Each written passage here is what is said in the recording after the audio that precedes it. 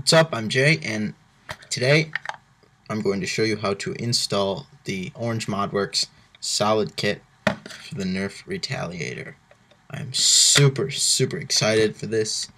It is fantastic. So I'm going to go ahead and get right to it, take this gun apart, and show you how to install it.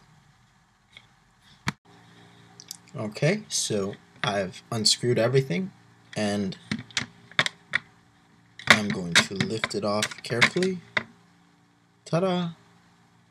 Open sesame. I've removed the thing, and it comes with a back plate, so you put the back plate in and it goes in a very specific way, so if it doesn't drop right in, it's going on the wrong way. So what you do is you remove the trigger, which I have right over here. Set that aside. You remove, I like to remove the trigger lock, this mechanism, and the clip lock, because it really doesn't do anything. So what I ended up doing, you also want to make sure you remove the trigger catch. And originally when I put this together, I ran into a problem with the trigger catch not actually making contact with the back of the trigger. And I struggled with it for a little while, and I decided what I'd do is I'd just replace it with the stock trigger catch. But that had me worried because the 5 kilogram spring is really powerful, and I didn't really want to break this unnecessarily. So I had a little eureka moment and decided instead of the double strength trigger catch spring, I'd just go with the stock trigger catch spring, and it works like a charm now. So a stronger trigger catch spring isn't always better. And what you really want to do, and I already have, is you want to, with the grease that it comes with, the silicone grease, you want to grease up anywhere where the metal is going to rub on the plastic. That'll just increase the life of the blaster. Just a nice little, plus it'll make the action a lot smoother, and all you have to do is drop the metal trigger in there, and that's all you gotta do. And the 5 kilogram spring is noticeably thicker than the 2.5, and it is seriously powerful, and we will do some power demonstrations with that in a little bit.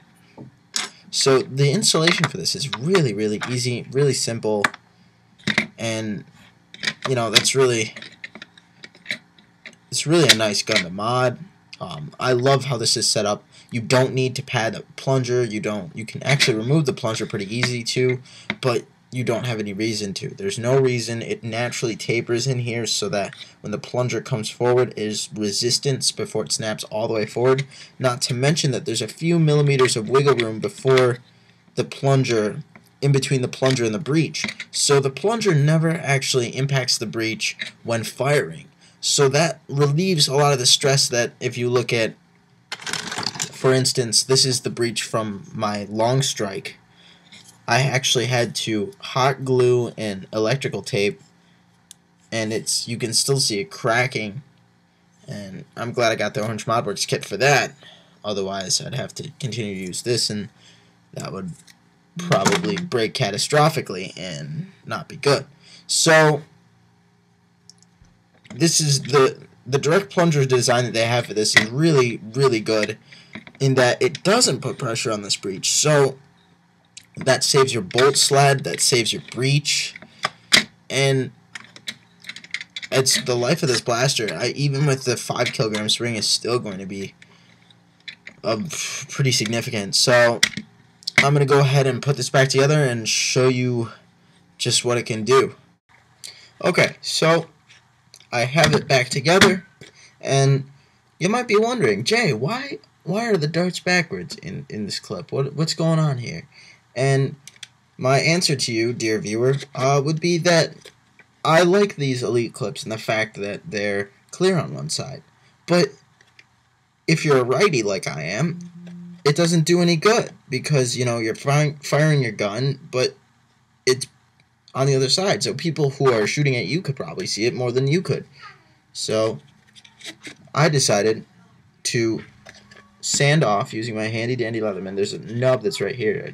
I decided to sand it off and then cut with my handy dandy Leatherman a notch right out here, so it just locks right into the clip catch. So I'm gonna fire a few shots with this, and it locks right in, and I can see what my darts are looking like, how much darts I have.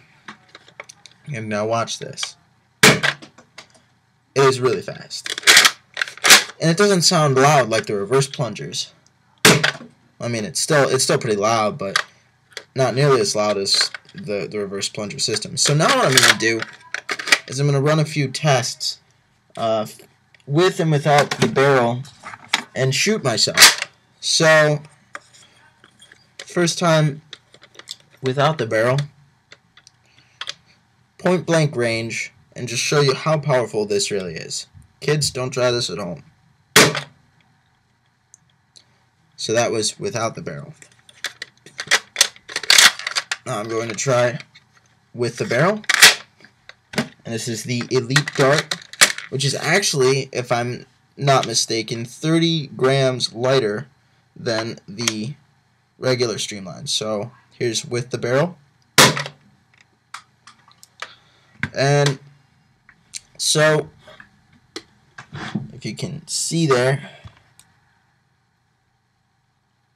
here we have without the barrel, and here we have with the barrel.